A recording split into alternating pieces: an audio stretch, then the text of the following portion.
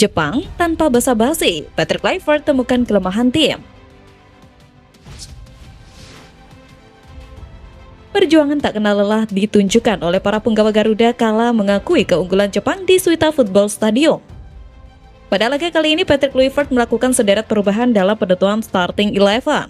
Hal itu terlihat dari banyaknya pemain yang disimpan namun tetap menggunakan pakem formasi 3-4-3.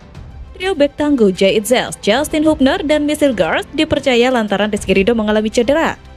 Sementara Emil Audero yang tampil memukau di laga kontra Cina, kini tampil sejak menit pertama.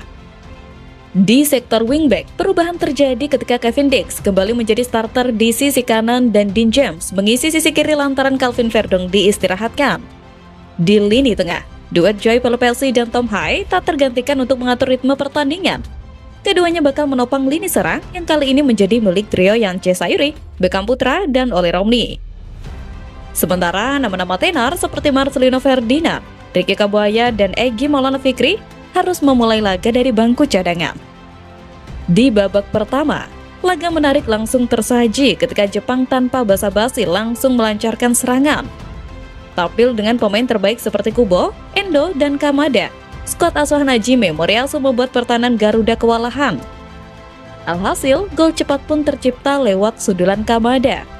Tak berselang lama, Kubo berhasil mengandalkan kedudukan dan Kamada kembali mencetak gol kedua hingga membuat skor 3-0, bertahan hingga 45 menit pertama usai. Pada babak kedua, beberapa perubahan dilakukan Patrick Kluivert seperti memasukkan Ricky Kambuaya, Stefano Lillipali, dan Sen Patinama.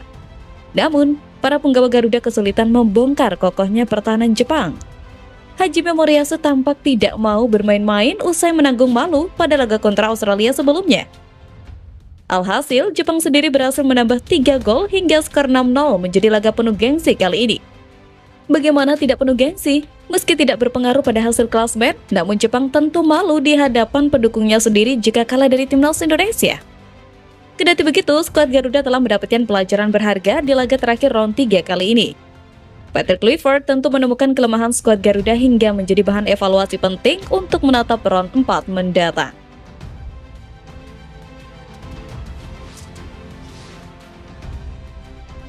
Insiden Yakob Sayuri jadi korban karate, double save Emil Audero jadi sorotan.